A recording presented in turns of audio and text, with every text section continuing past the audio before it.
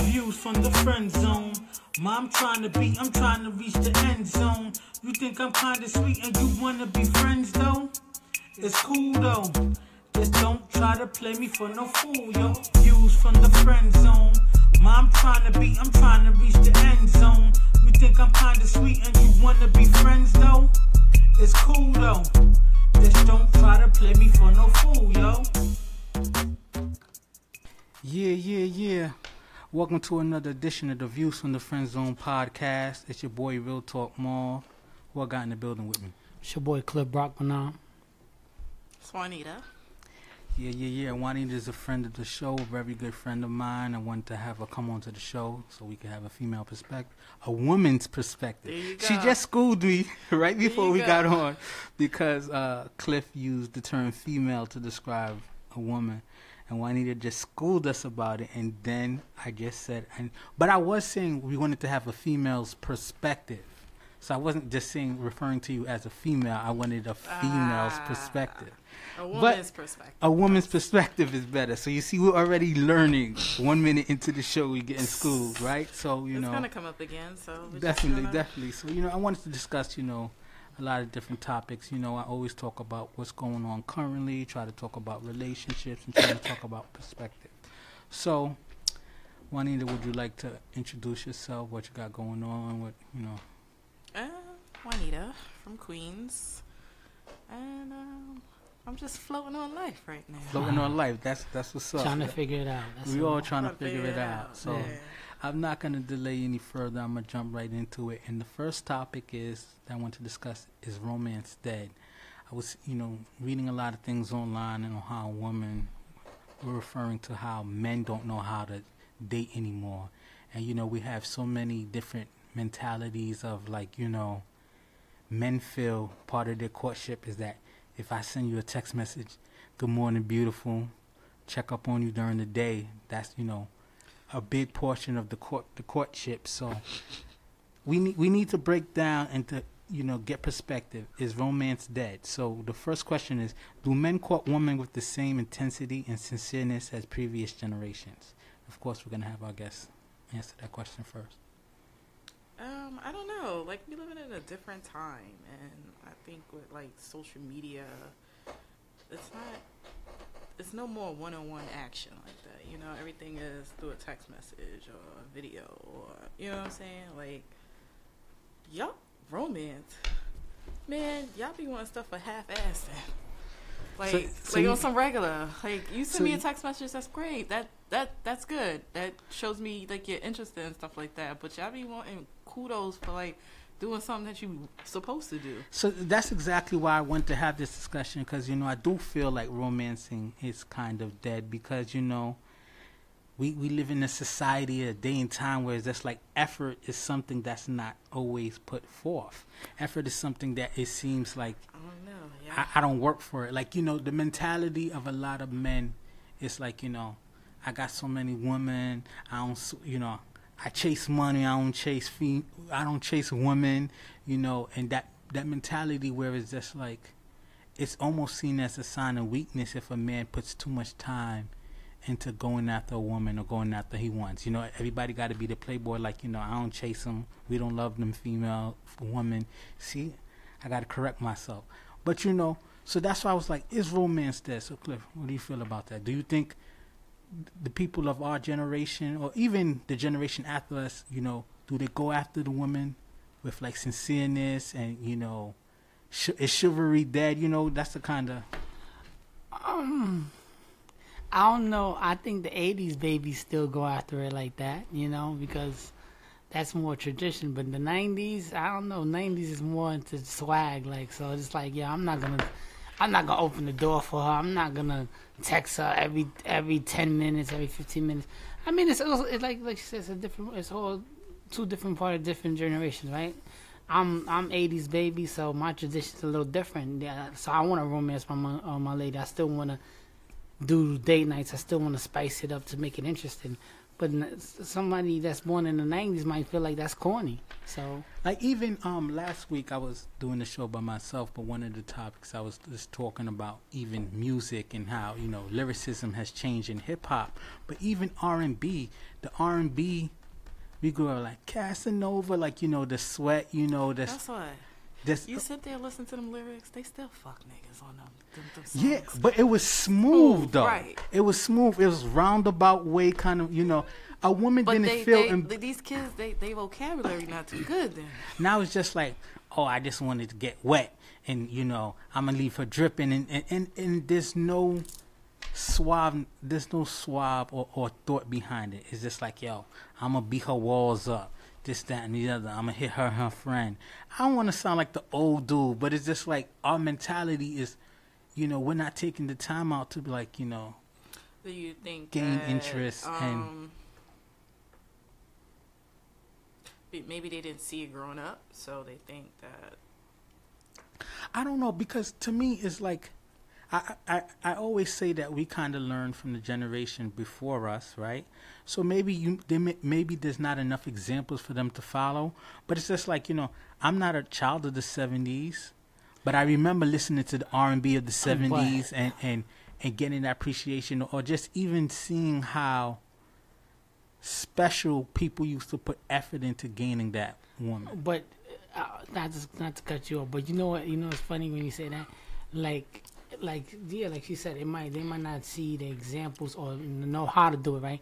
You know, you remember Friday we used to have TGIF, Family Matters, come on, and they'll show you Eddie. Family Dynamics. Yeah, it's Family Dynamics. Eddie Winslow might go on his first date in cars, like, you can't do that with her. You know, he would Setting walk that example. step by step. You know, certain shows will show you how to do it. So now these generations, I don't really see too many TV shows showing examples of what's going on and how to treat a lady. So it's like, if it's not coming from the video music box, or it's not swagged out off YouTube, they're not running with it. But what I want to say that's, you know, combat that kind of, you know, sentiment is that you would think, because let's say a lot of men are growing up without that strong male figure in their life, or maybe their father wasn't around, maybe they didn't have, you know, men around them to show, quote unquote. So?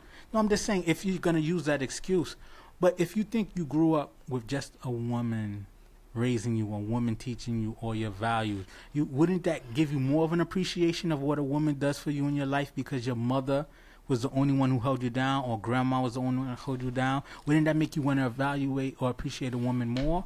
Or can I put some of the onus on women who, like, you know, certain promotion of themselves, like how you see someone's Instagram and their Facebook or their Snapchat, and there's a lot of sexualization that's promoted? Does that make, you know, the men courting them feel like, you know what, I don't got to treat her like a lady, she's not acting like a lady, so I'm gonna treat her in a certain way. I'm playing devil's advocate. Yeah, I'm playing devil's advocate. That's patriarchy. So that means that you just don't respect women.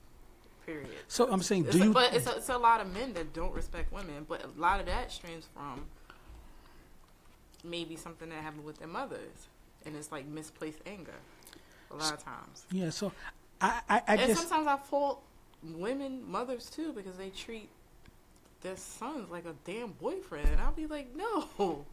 But to me, those examples or those, you know, situations should make men appreciate women even more, because of the fact that. Have you met y'all? No, but don't say y'all. No, y'all mean I'm very men. romantic. Look, y'all mean the men, period, as a whole. And what I noticed is a lot of dudes, instead of trying to impress a woman, they trying to impress their friends. And I'll be like, what the hell? Yeah. What? That's weird. That's not weird. And then I'll be like, what? That is true, because we live in a competitive society where it's just like, you know what, we'll spend more time wanting to stunt for people and just have people envy of us than to build relationships. Envy, have another penis, envy y'all. Instead of that's not me, but I do. Ain't nobody saying it, but I'm just saying. Yeah. Period. We're just talking some men. Period. And I see it a lot, and it's so weird. I just find it fascinating. Honestly, I'm like, so y'all y'all trying to impress another man instead of the woman that you date and the woman that's gonna hold you down and that's supposed to be your partner. That's crazy to me. It's because egos, right? Like, get in where you fit a lot of men nowadays operate on ego, so it's just They've ego. always operate on ego. But it's ego to be seen as the man.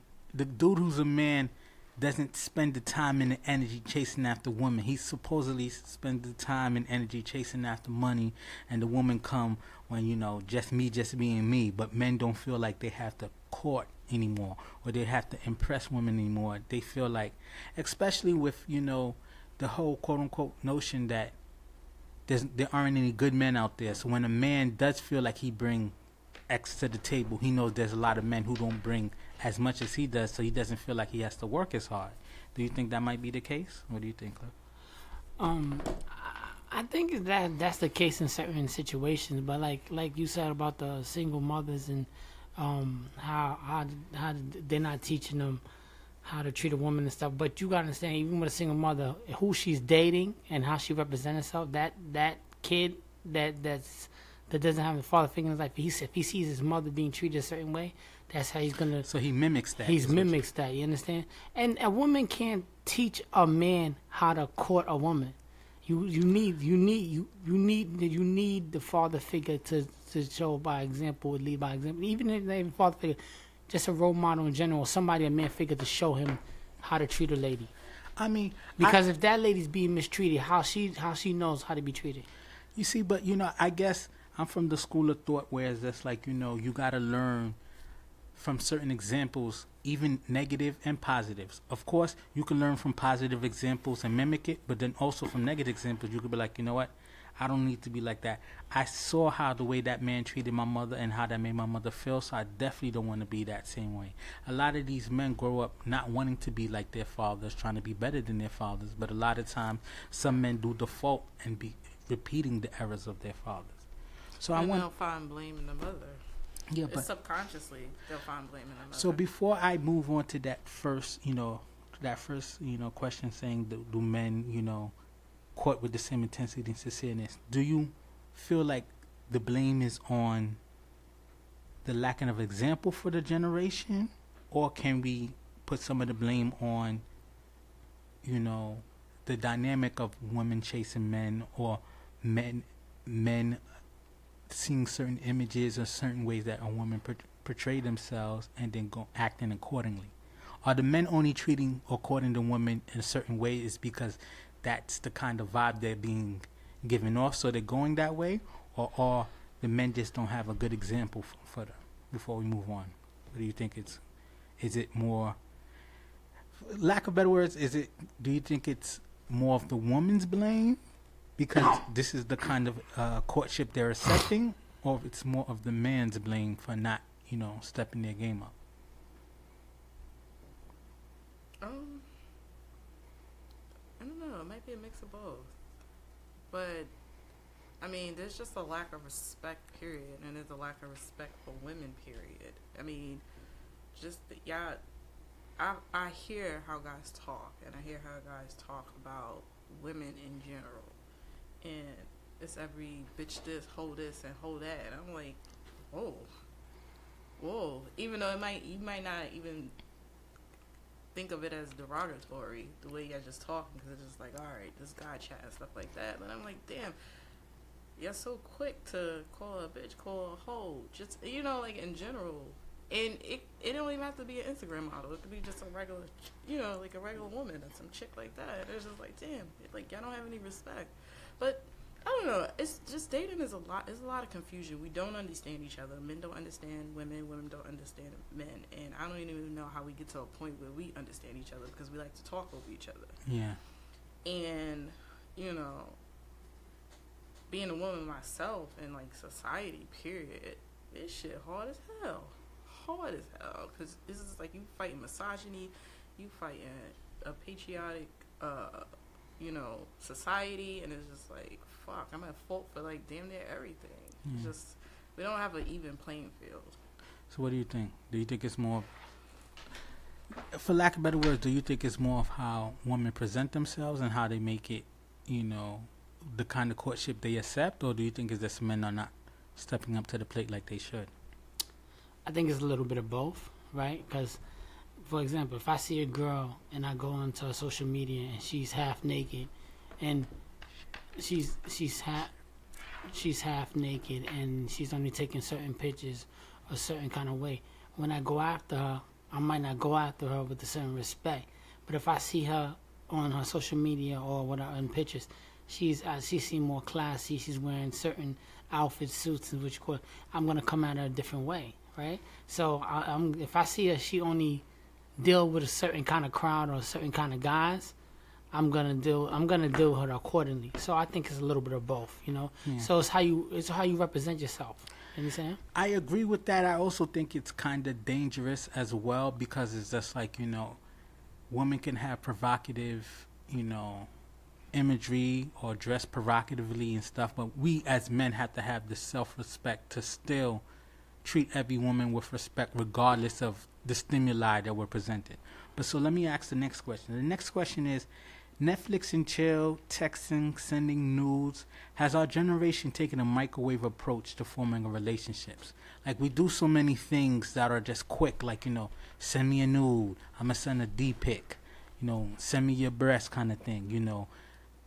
Getting crazy provocative with text messages, like, I just met you, I say hello, and then my next text message is, so how do you like to get down in the bedroom kind of thing? Or, you know, men aren't quick to plan, you know, romantic dates or well thought out dates. It's just like, you know, we've been vibing, why don't we Netflix and chill? You know what I'm saying? You know, so Yeah. do we have this microwave approach to relationships nowadays where it's just like we're not spending time courting anymore, we just want instant gratification? Do you think that's a problem that we have as well with romance? It is a major problem. I can't tell you the amount of dick pics I get. That's crazy. Like, no, like... the eggplants coming through, eggplant emojis that and I all never that. even asked for. We could have a regular conversation, and next thing I know, I'll give you an example. A couple of weeks ago, I was talking to this guy or whatever. Haven't even been on a date yet. Mm-hmm. On a Friday, he sent me a dick pic talking about, you like, what? I was like, why would you send that? I don't like unsolicited dick pics. That's like, that on some real shit, on some unsolicited dick pic, that's part of like rape culture.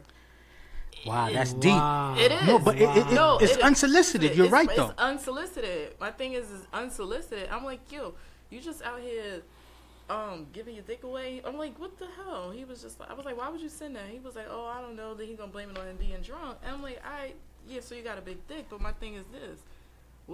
Then he was like, he asked me, he was like, oh, well, what are you looking for? And I was like, what? I was like, well, what are you looking for? And he was just like, oh, I'm looking for a relationship. You can't possibly be looking for a relationship if the first thing you do is giving your dick out. You sending mixed messages. So maybe he trying to see if you understand what the situation is about. Maybe he's trying to say, like, yo, this is what I'm trying to provide. Is that something that you're looking for? I'm good. Yeah, I'm good. That's crazy to me. But my thing is, it's one thing if we vibing and we're flirting and, you know, if you want to say, all right, well, let me see a picture, this, that, and that. But you just all willy-nilly sending fucking dick pic? Like, are you serious? Like, yo, they've been putting fucking kids on whatchamacallit for shit like that. Exactly. Kids will become sexual predators, become part of the sexual regulatory list if you send those pictures, right? Because even though they're a minor, they're sending it to a minor. So that becomes considered child pornography. Right.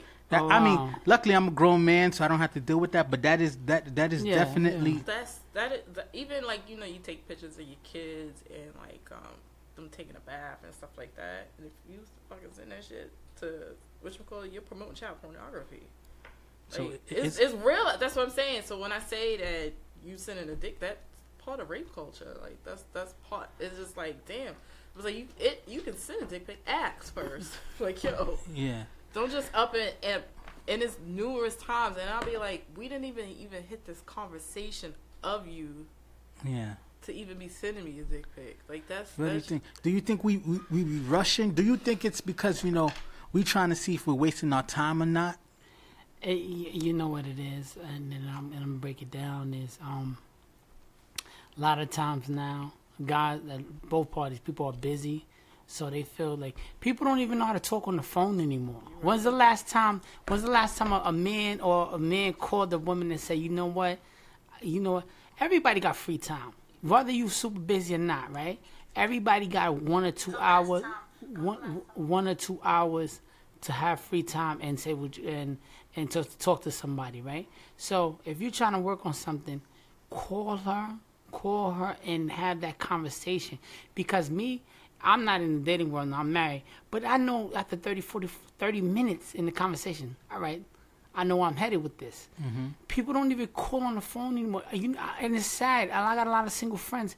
They doing the texting back and forth, and I'm like, where do you think you're going with this? Because I want to have a conversation with you. That text message, she might be a good writer. And a good writer could fool you. She can't communicate. Yeah, she can't communicate. And both parties, even with the guys.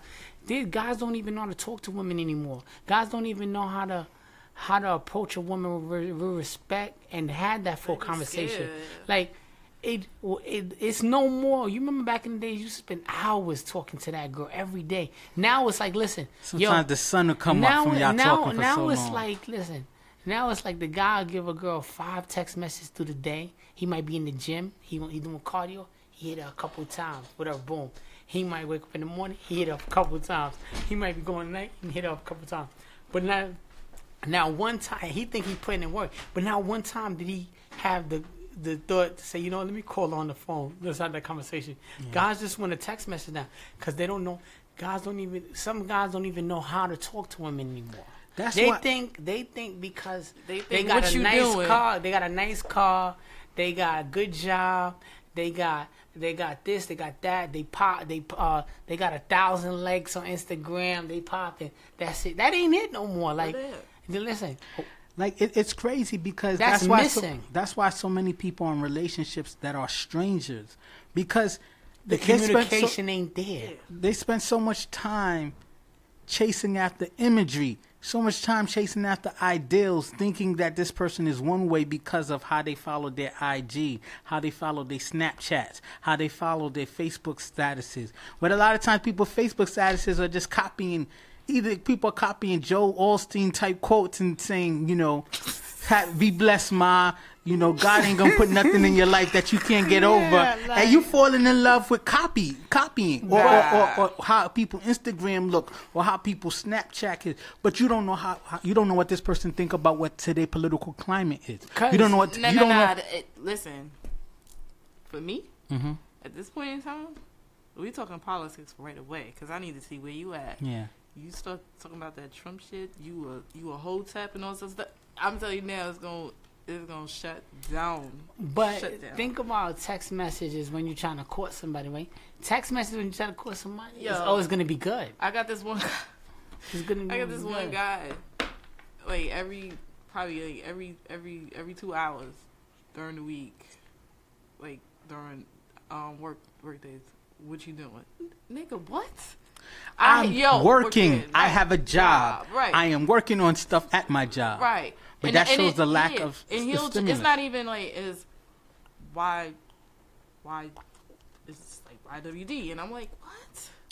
Yeah, we like I'm just like I can't. I'm like where the grown ass men, like literally where the grown ass men are, and y'all know me. I can talk about any damn thing under the sun. But I'm just like, you don't even have a conversation. I always feel like a lot of times I'm always leading with the conversation because men don't know how to talk. And I'm just like, go ahead. Go ahead. And then the crazy thing about it is if a woman is leading the conversation all the time, then, a man not stepping in and saying, you know what, I want to know what you feel about such and such. I want to know what you feel about family. I want to know what you feel about how you see yourself, what you see yourself doing in the next 5 years. How can I add something to your life? We don't ask questions like that. We ask things like, is your ex still around? Stupid shit. We don't build we don't build dialogue. But you know what it is? It's like, and it's it's crazy because I have conversations with a lot of people, men, female and men, and a lot of my friends. Women, I'm sorry, about this kind of situation, right? And it's like, Like, I don't understand how, like, even with the first date, a man would take somebody to the movies. As a female, as a female, as a woman, you should be like, are you kidding me right now? Because that's a horrible first date. That means he doesn't want him to know how to have a conversation. Because horrible. He should and take... he want opportunities to just put his arm around you and touch you. He should take you to somewhere where y'all can eat, enjoy, laugh, and then y'all can have that conversation for 2-3 hours. Because that's when you get to know, like, okay, I got something here. Because people don't even express themselves anymore. Guys and women, they be feeling themselves so much. They feel like, yo, son, I texted 6 times today. She lucky, boy. You know, I'm popping. I'm on that. I'm on top. I'm on her bumper. Whatever, boom. But it's like, you texted 6 times, but why you didn't call her? And then when when they finally have the conversation, you realize, like, what's going on? I don't know this person. Yeah. And that's another big problem that we have with today's generation, because guess what? So much of our communication is through perception. So much of our communication is through smoke and mirrors, what we want you to see, what we want you to think. That, I can be spitting game that you think is custom made for you, but I'm copy and paste that same word and verbiage to 4 other females, 4 other women. So it's just like, I'm not really building anything that's intimate, anything that's unique. At all. It's all the time. You send out a blast of good mornings. And then let me tell you. let me tell you. Exactly. Let me tell you another thing that Whoever hit back. Whoever bites. Matter of fact, they not even setting up dates. They be like, oh, so you gonna chill? But they saying that to everybody. So whoever hit first that's who get the gate. And that's the problem, because a lot of times we were looking for key words. We want to see that you like my picture. Every time I posted a new picture, we want to see how fast you liked it. Dudes that, when I first started talking to them, and they be asking me for my Instagram and shit like that, I'll be like, hell, nah. I don't want you following me. And it's not me hiding anything. I just feel like it's an invasion away. You're not in my life yet. Right. So fall back. And you know what? I think that's a very good point. Because nowadays, and it's funny. I gotta defend that. No, but nowadays, let me say something about it. But nowadays, we're so quick to give out our social media. Sometimes even before we'll give out our phone number, right? Because we feel, quote unquote, the social media is less invasive. But no, especially when we utilize social media in the way that we do, you're kind of letting this dude know your every move, how you chill with family. Because you know what, in our social media, our family bleeds through. Sometimes our coworkers bleed through. Sometimes where we work bleed through. So it's very personal, sort of like you giving out your resume to someone that hasn't earned that. But he wants to say something. Listen, if a guy asks you for your social media, and I understand sometimes you can be like, nah, he's not ready for that truth. But like, for example, for me, right, I work a lot of hours, right, 100-something plus hours in every 2 weeks, right. So if I was not married and I was trying to court a woman, I do want to see her social media, because I don't have time to investigate what is really going on. Because not saying my life is that super busy, but I need to get a little sample of what's going on. Okay, I see what's going on. She's still into that party. Like, I'm not there anymore. I'm a man in my 30s, so I'm not. So if I'm courting a woman and I see she's at Starlets, she's at Onyx, she's at Sin City, she's Angels. at Providence, she's at Contra in the city, she's at all these popping places. That's because you ain't taking her out. No. You take her out, she ain't gonna be up in there. No, but listen what I'm trying to tell you. I need to get a little bit of her, even though it's not a conversation, just to know, okay, this is not my wave anymore. That probably was me 4 or 5 years ago. Somebody who ain't got as much time needs to. He got to get a little snippet, both parties. But they, like you said, they got to earn that. I respect that. But that's another thing, right? Because that's the problem with us using the microwave, quick, instant way of trying to get to know someone. Your conversations with her should be the way your tool to see if I want to progress with her or not what you see on Instagram. That could be a confirmation if you have any questions, but it should be what you know about the person from actually speaking to them. But listen, like I said, that's a little tool. I'm not saying that that's something that's gonna nail it to say, okay, whether I'm a mess with or not. First of all, men are lacking conversation nowadays. That's the problem. Men are. I think both parties are lacking conversation. No, I mean, no, that's not. I'm gonna be sexist on this part. Women ain't lacking conversation because when a real woman, when she looking for it, she gonna give that conversation. Yeah. Men sometimes men sometimes if they really want something, okay, if a man's caught on with a man, he just wants sex, whatever, boom. He not gonna get too personal, whatever, boom. He gonna do all the little things that's gonna entice her to say, yo, I'm trying to fuck. Yeah. But if he trying to get to know her, he's gonna do all the little things that says, okay, I could wait it out. I could have that conversation. I could build that. You wanted to make a point before I come back. What he was saying. Good. So the reason why I say conversation. Mm-hmm.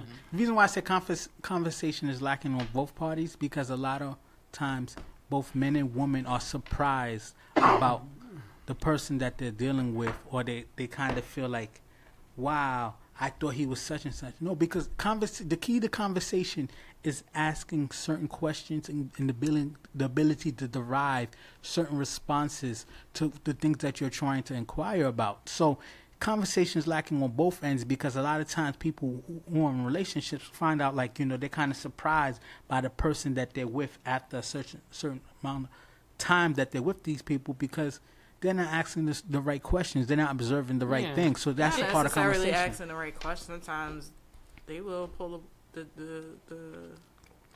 sheet over you.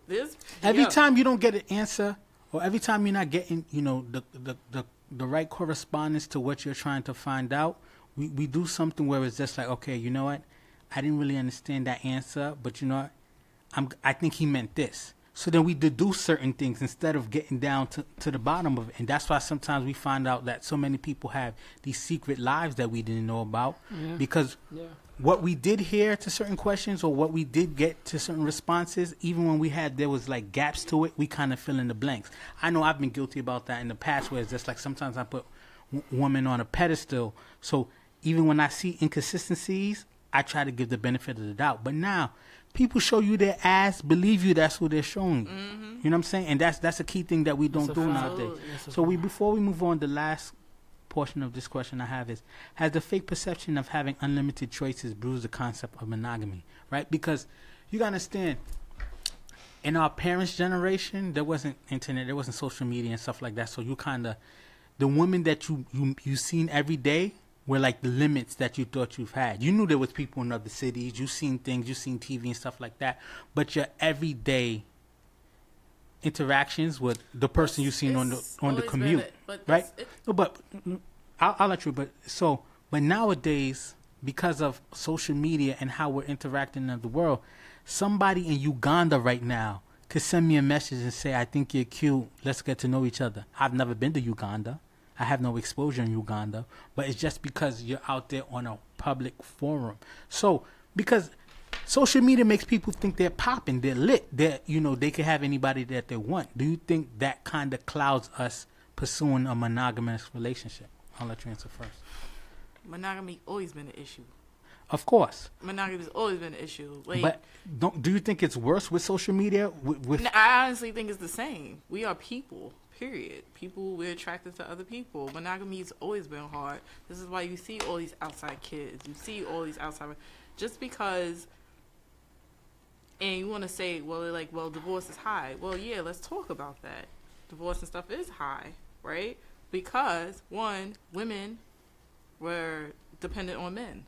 So they couldn't get up and freaking leave. You know what I'm saying? They had no financial backing and stuff like that. So this is why your meemaw stayed with your fucking grandfather for 50 years. Even though he had other kids. He got other and it came to the guy. It's the truth. And they came to the funeral. That's a different kind of show. Yeah. No, but it's true though. No, this is what I'm saying. But I think social media has made it even worse. I don't even think it made it. I just think it is what it is. It's just out in the open now. I don't think it's worse. I think all these problems have been happening. So you think honestly it's equal? I know it's always been bad. I'm never saying that it's a new phenomenon. Y'all just got hip to women doing it. Did you ever see the article about the married women who psychologist? I don't know if the book is out yet, and a a lot of the married women that she interviewed, a lot of them said they were more happier with their side, having a side. And it'll keep. But that's the Olivia Pope syndrome, where the side person is rainbows, the side person is sparkling ice cream and shit. You don't got problems with the person on the side. You don't deal with real shit. You deal with limited times. You deal with sneaking to have sex here. You deal with fun. You deal with not trying to get caught. Right. But they said that is what makes their marriage stay. The side person's not thinking, damn, how we gonna pay the mortgage? We just put braces in our kid's mouth. You know what I mean? The side person's just like, yo, you got an hour. You got an hour on Saturday. Let's hook up for an hour. Yeah, exactly. But so, what do you think? Do you think social media has made, monogamy even hard? Because just think about it. We always know. Come on, like I don't. It's sad, but I don't know anyone who don't have like a father who has other kids outside of them. Real talk. It's sad, but I don't. Like our but you know what? Our father's situation, God rest his soul. His older kid was before our mother. He's still part of the cycle, right? I don't know a lot of people who mother and father, both of the kids are just them. You know what I'm saying? Right. So, but what I'm saying is, but I think it's even worse now. No, it's just out in the open now. Because imagine social media in the 70s. Like, say they had it in the 70s. That's the same shit gonna be happening. Yeah, but that's what I'm saying. I think, No, the boundaries kept it. The numbers are there. The numbers have always been there. Yeah. It's just the numbers are out in the open now. Yeah. So I think in general, like when it comes to like terms of relationships in general, social media, it destroys relationships, right? Because social media don't destroy relationships. People destroy relationships. I'm gonna tell you why though. When you start doing investigation, social media distract relationships. You know what I'm saying? It's people. No, let me tell you something. Social media destroys relationships in some kind of form, not all the time, right? Because if you're a strong-minded person, that's not going to affect you regardless, right? Mm-hmm. Because now the person you are with, right? Listen, it's so petty. Like I was like, even men are doing it now, and it's scary to me. I was working out with my man the other day. We was working out in the gym, doing some sets, and he like, yo. You believe Shorty, yo? I like all her pictures, yo. She don't like not one of my drinks. I said, are you kidding me, my man? I've had these conversations with people. I'm like, bro, are you kidding me right now? Why do you care if she like you? But that's the problem. When you're in a relationship, right, and then you see that person that you're in a relationship with, 1,000 people like her pictures, and you're in a relationship with her, you know the first thing you're gonna do? What the fuck is going on? How many of them is she sleeping with? How many of them are men? You scroll. Jesus Christ! Listen, no, that's real. That's real talk. You might do that on your day off and say, "Fuck it." She got 1,000 likes yesterday, and then you scrolling down. You might be 20 weeks deep in Instagram. Shit that happened last year. I know you like this nigga Kevin P liked her shit Tuesday and Thursday. What the fuck is wrong? Yo, but that's what it is. That's why I said it messes up relationships. Like honestly, with the social media thing now, a lot of my social media, I changed it up because a lot of it is like family oriented now with me because that's my life now. I'm not trying to look like I'm the popping dude that's out there running with 30, 40 crowds. Now it's like it's gonna be a picture with me and my wife. My daughter, my family, because I want to make it real now. I said to myself, I'm not going to be doing too much. So everybody falls into Jones week. You're like, I'm popping this week. And they start going, everybody falls into it. Social media, when you're in a relationship, can destroy it because now you're getting that. Prime example, I'm working 16 hours. I'm going home. I'm tired. And I got 3 text messages from all you like, who the hell is blah, blah, blah? Who's this, what you call? And I'm like, are you kidding me right now? Yeah. I've been in the dungeon for 16 hours. I don't know what's going on. And that might be me too. I'm not just saying she's doing it. It might be me too. Sometimes with social media, it could mess a relationship bad. Yeah, I don't want to say it's social media because you putting it on a thing when it's actually people. In this our insecurity, okay, but it's our insecurities. Because I want to get it back in. So the question was, do you think the fake perception of having unlimited choices has bruised the concept of monogamy, right? So even if we remove social media out of that question, right? do you think that people are less monogamous because they feel they have so many choices? That's answer that question before we can move on. So I'll have you answer that question, then you answer that question. So here's the thing. Part of me really don't believe in monogamy. Parts of me don't. I just don't. Because this whole, my soulmate. First of all, I think we have many soulmates. I do believe that. And honestly, we are. It's discipline we gotta have. Right. You know what I'm saying? It's kind of we going against our human nature. Yeah. Oh, okay. Because the reason why on that level, but what differentiates us from animals is our ability to talk, our ability to communicate, and stuff like that. But we have the mind to live by morals, right? But we're still fucking animals. You know what I'm saying? Yeah. So and it's just like, damn, are we? But we're not we kinda just like going off of basic instincts. Yeah, like we're not going off our basic instincts. Yeah, like it's kind of like we kind of always fighting it. You know what I'm saying? All these other factors come in. Feelings come into factor. Oh, I love this person, but I don't want to hurt this person, and all this. And it's just as humans, sometimes I just think we human wrong. What do you think? Like I said, I did the thing about social media. Forget social media. Do you think the fact that in our heads today, people just think that we have so many choices that it makes monogamy hard? It definitely makes it hard because certain things is available to different people, right? Like in our generation, our parents' generation, it was just me and the wife, and then if you're going out, if you're available. Now with so much things that you can do to ruin your relationship. Now, I'm gonna say this. Go ahead. I'm gonna say this, and then we can move on to the next topic. Like, you know what? The thinking you have choices, that the mindset, the mentality that, you know what, I got other people out here checking for me, does make monogamy hard. Because to be honest with you, the level of temptation and distraction became even worse for me after I got married, because a whole set of women that was questioning whether I was worth it or not decided that now that I had a wife, that damn, she said yes. She took the ring for him. Yeah, she does. So no, but I'm honest with her. So it's just like, now I seem more appealing. Now it's like, you know what? I didn't like him because he was big. But if she said yes to that big dude, then there was something there. Yeah, let me see what's going on in that home. You're right. You're right. That's a fact. So let me move on to a more serious topic, right, that I want us to discuss. And it's called being woke and corporate, right? So, and it doesn't necessarily stick to being corporate, but just every day having a job, working with people, working in structure, and then also kind of being woke. Hardest thing in the world. It's so hard, and I want to get people's opinion on that, because I work in the financial industry, right?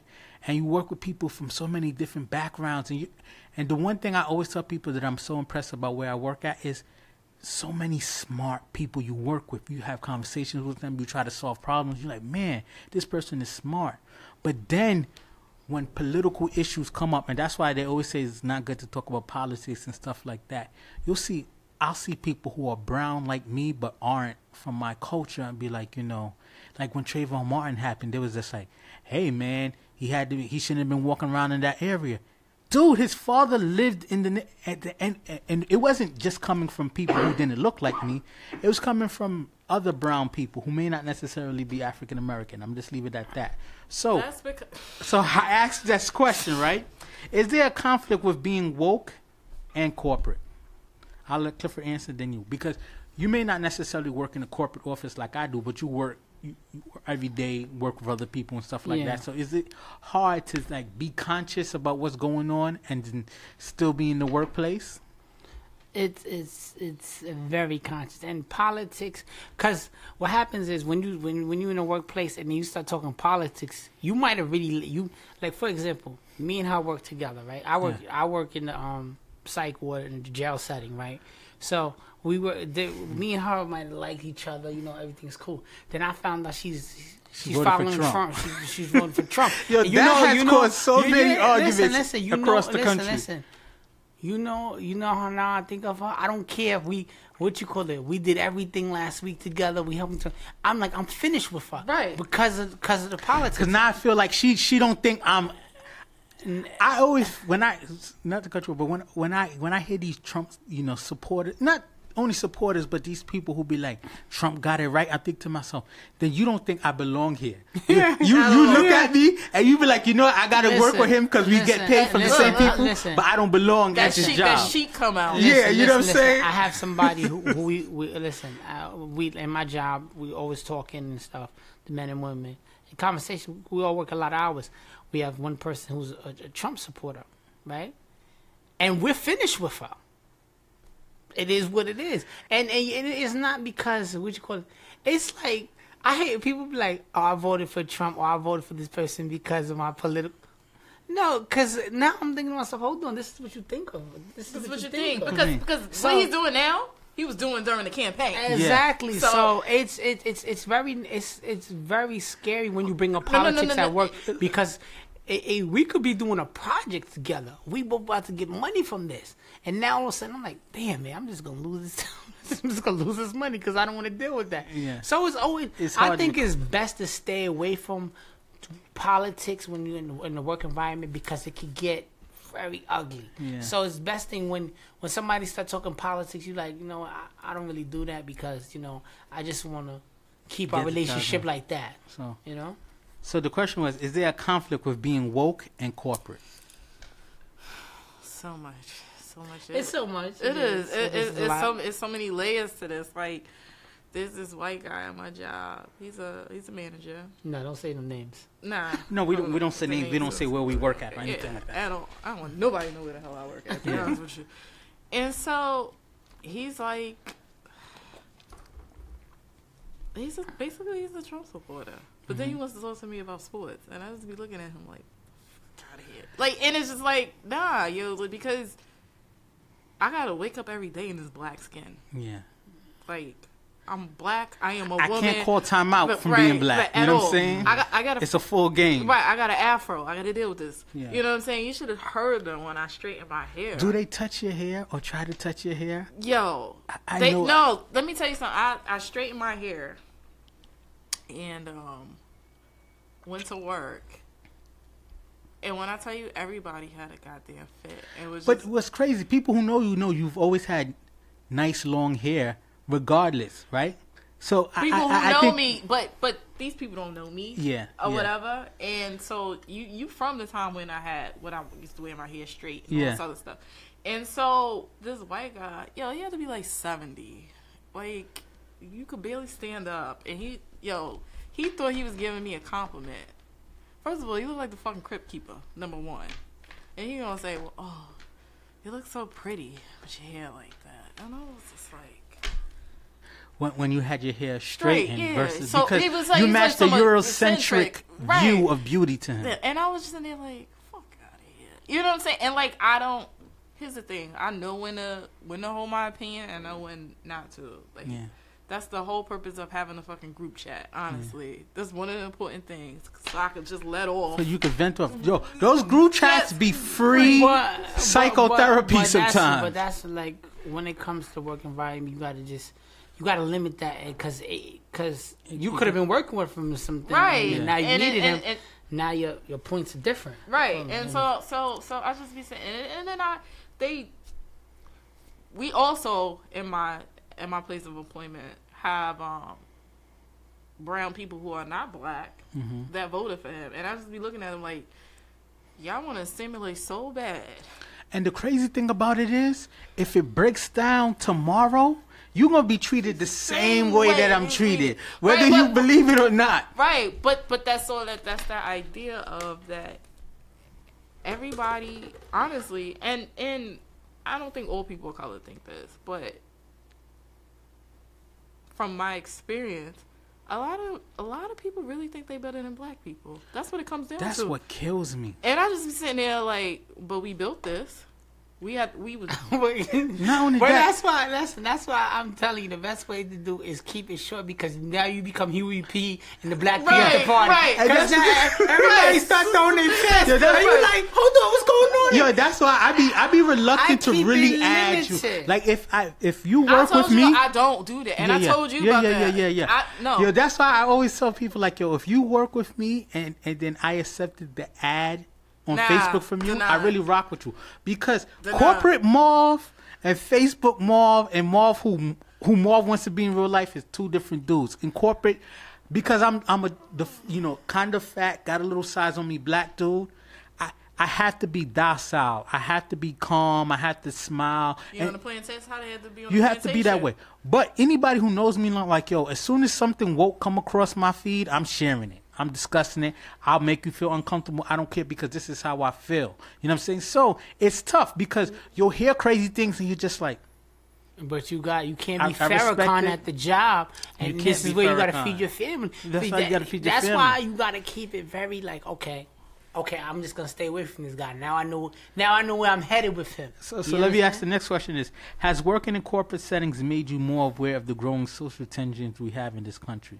Like sometimes you see things on Facebook and you're so shocked that people saying certain things, but then when it happens to you at your job, you're like, yo, it's real. Like this is really how people feel. Not necessarily, because I felt like we saw that at college. Yeah. So that was your... Especially going to school in Tonawanda and like Amherst, all of these segregated neighborhoods. You saw that. You know what I'm saying? Yeah. You saw your homies get... Especially when you were at a SUNY school. Yeah, you saw your homies get profiled by the damn campus police. Yo, I'm on here to get an education. You still, you know what I'm saying? You still see me as just the N-word, and I'm paying tuition to be here. Right. You see the KKK across the street, and just you see it, so it kind of like prepares you, and then you get here. Yo, what I tell you. But one thing I will do, they be talking about. I be shaking the table sometimes. I can't help it. Sometimes I be shaking the table because I be like, well, what do you mean by that? When you start talking that code shit, you start using those coded words, because they think they smarter than us, and I be like, nah, we got a PhD in code words. Yeah. Like we know what you're talking about, and I be like, and they start starting with, no, but I meant, no, what you mean? The most blatant example of how I realize how crazy it is, because I'll take the elevator sometimes with people, right? And, you'll get the mentality of people like holding their purse, like we're in a corporate building, but you still hold on. You still had that ideology or that feeling, and then now we got to be on a project together, and now I'm helping you, and now you were struggling on something, and I'm showing you how you to do stuff, and then you see how their faces change, and you're just like, wow. You a non-threatening. The same person in the elevator who I was scared of is now teaching me things. Because how did that happen? Because sometimes it's quote unquote how you raised and how you brought up. If you've never been around black people, even when you get a good job and you know you're gonna have to work around them, you're not gonna know how to act around them. You're not gonna. Prime example. This is what happened to me in school, right? And it's crazy. Like I see. This is a long time ago. I was in school. And I was in the laundry room. At the time, I used to wear white beaters all the time and stuff. This girl would see me every day, like say hi and everything. Boom. And me and my roommate was doing laundry. We was in the elevator with her. Yo, she was literally like she was ready to cry. And she would say hi. Like a rape porn was about to happen because she was in the elevator with two big black guys. She would say hi to us, everything. And then we got to we missed our floor because we were so mad. Like, is she serious right now? Mm-hmm. We go to school with you. We say hi to you. Like, now both of us is on the elevator with you. She's literally got her laundry bags and she's shaking. And I'm just like, when we got to our floor, and it bothered us so much. Like me and my roommate, me and my boy Dwayne, we sat there and we talked about it for like 3 hours. It's like, yo, this can't be real. Like, we see this girl like every day. She says, hey, what's up with you? But now that both of us got in an isolated situation, she looked like she was about to cry. And I was just like, that's crazy. That's what makes you be like, you know what? Let me. That's why when it comes to politics and situation, politics and religion don't discuss. I just keep it limited because it can make you really part of the Black Panther Party, because you like, okay, I see what's going on, and I'm for it. You know what I do? Yeah. So after you say this, I want to go to the last topic. You know what I do? I don't care who behind me, especially if they white. I got a bag. I be like this just to see their face. You make them feel like you just as much as of a threat as I am. You are a threat. Yeah. No, but they're not gonna think you're. They're gonna think you MR. They're gonna. They're just gonna be like, you know what? We need to. They're gonna be like this. I call that shit reparations. All right, so let me go to the last topic because we're running out of time. So the topic is, and we've dealt with this a lot because me and you have been good friends for a long time. Can men and women truly be just friends? Right? So, and I ask that because, I've always thought sure, I've had so many female friends that to me is second nature to just be just friends. You know what I'm saying? But that's why they call me friends no more, right? But so the question is, can two single men and women be just friends? And to me, that answer is layered, right? Because off top, I say, of course, I have so many women friends that, I have no problem with that dynamic. But I had to add the caveat, both people have to see each other as just friends and look past the attractive. The reason why I say that is I've had female friends where it's just like, you know what? That's just my homie. But what she wants from me is she wants all of the things that she wants a boyfriend to say to her, but she just doesn't want to have physical interaction from me. And for me, I just see her as a friend.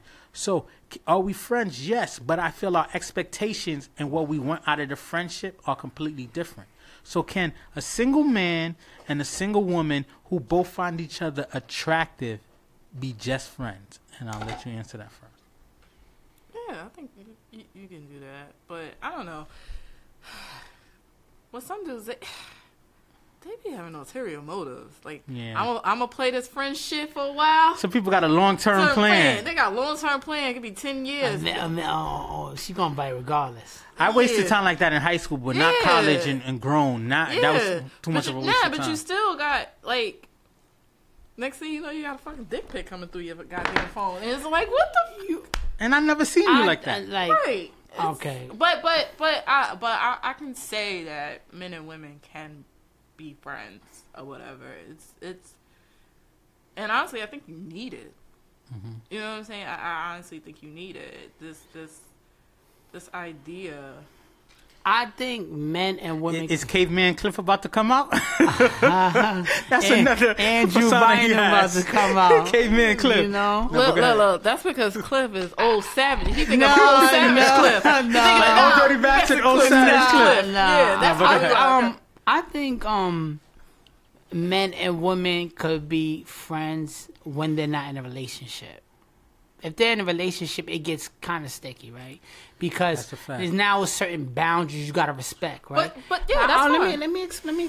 Let's get back to it. Because, right, me in a relationship and me married, and I have friends, what you call it. My wife might not feel comfortable of you calling and texting me. So even we just talking about the basketball game and this whatever. So it's rules and regulations. Sometimes that friend don't understand that. So it's best to it's sad, but sometimes you gotta isolate that person when you're in a relationship. It's access. Sometimes you gotta take a step back. I hated it, but then I realized to make your relationship work, you gotta do that. To make your relationship stronger, because, and the thing about men and women being friends, what you call it, guys will shoot their shot. Guys will act like they're drunk or whatever, even what you call it, and then all of a sudden talk about, oh, yo, I just want to eat you out. Mm-hmm. Hold on. You've been my buddy for 2 years, and now you want to eat me out on one drunk night. Hold on. Is this Kevin? What are you doing here right now? Yeah. Yo, I just want to eat you out. You know how? That's not cool. Because now you separate the two. Mad dudes in college hit women. I know that. In college, this is before I was married. I had a close friend, Spanish girl. She's a real close friend to me. What you call it? And I was piping her friend. No, this is the true story. Her friend thought it was good sex, whatever. She was talking about her boom. So she shot her shot at me. I turned it down, not because I was. And most guys, even when I did it, most guys were like, yo, you bugging. You should have hit it. Yeah. But I turned it down because I said in the morning it's not going to be the same between us. Because it's not. And at that time I was in beast mode. I said it's not going to be the same with you. It's going to be a whole different ball game in the morning. And I turned it down. But she respected me for that. And to this day, like we're not friends now because I'm married, and it's a sticky situation. She's also married too. It's a sticky situation because she didn't know how to respect that boundaries. Yeah. You know. So let me ask you this: does having too many friends of the opposite sex causes insecurity in a relationship? Absolutely. Absolutely. And you know, people project a lot or whatever. Like, to me, if a dude got mad women friends, all right, well, what are these boundaries? We together. That's fine. Because I'll be like, well, I got a homeboy that's you know, like, that's one of my best friends. He married, but what it is what it is. So, I don't know. Because, you know, when you're going through shit, you go through it. Yeah, with your, and you going through with your significant other, your friend is the one that's gonna be there. To, you know what I'm saying? And it's hard to get that back when you know, like, you going through that with your person. Like, you ain't talked to them in a while. You're like, what the fuck? You know what I'm saying? And I think a lot of times, you know, your significant other doesn't realize that, you know, sometimes having the friends of the opposite sex, they help guide you into being better to the spouse. But then the spouse just sees that person as a potential person to sleep with. I gotta stop you, right? Because me and you both married, right? So if your wife came to you and said, "Oh yeah, this is my friend Leon," what you call it? We've been listen. We've been friends for years. You know, Leon's gonna be around, and what you call it? And all of a sudden, y'all going through it. And now you know that she texting Leon this and that, and what you call it? You gonna be comfortable with that? No, I'm not gonna like it. No, you keep it 100. This is keeping it 100. You're not gonna be comfortable with that. So you gotta respect the fact that you gotta put that you gotta tell her listen. Leon gotta be in a box because of certain boundaries you gotta go through because you're in a committed relationship. Are you gonna be comfortable with Leon knowing that she calling you a piece of shit to Leon, and Leon saying, you know, I always knew he was like that. I've been telling you that because you're gonna be like, it's tough. I'm not gonna lie to you. It's tough. But to be honest with you, I don't waste time asking my wife, who are you talking to? Who's your friend? It's not about wasting time, but listen, if that friend's been around for 20 years, and if that friend's been, listen, I always say, if a friend has been around for a long time and he knows that the party doesn't make the other person feel comfortable, what you call it, if they're a true friend, you know, I'm going to step off, what you call it, because I see what's going on. But we can talk, we can still talk and have conversation, but it got to be a certain way. You just got to go by the code. Because vice versa, because if I had a female friend and then all of a sudden she's in a relationship with you, he automatically going to like, yo, this, you always talking about Cliff. I like to crack jokes. I'm funny, whatever, and you always talking about Cliff. Yo, I know he piping. I know he piping. So it's just it's a sticky situation. It's a lot of boundaries that got to be set because you're not gonna be comfortable, and I'm not gonna be comfortable with, and my wife ain't gonna be comfortable with at all. Yeah. I don't know. My wife has male coworkers and stuff like that. Can she go out to lunch with a male coworker and friends and stuff like that? I wouldn't care. You, as long as there's discretion. That's in the group setting. That's different. My wife, if it ain't gonna work, husband. I would. If my wife told, there's a lot of if my wife told me she went out to lunch with a male coworker, it was her and the male coworker, I wouldn't be jealous about it. If your wife told you she went to lunch with a male coworker, you wouldn't be jealous about it. Like, she's like, oh, you know, she works. She works at is a lot of males who aren't straight, so it doesn't really make me nervous like that. They still piping. Because we're past time. I want to ask this one question. That'll be the last question. Can you go back to being friends after being lovers? After being lovers didn't work, can people be cool with their exes and still be in a relationship and that be okay? It depends on how it ended. I got there's some dudes I would never talk to ever again in life. And then there's one that we were dating. We were cool. It didn't work out. We're still cool to this day. We can still hang out to this day. What about you? Yeah, like she said, I think once you're married, it's a done deal.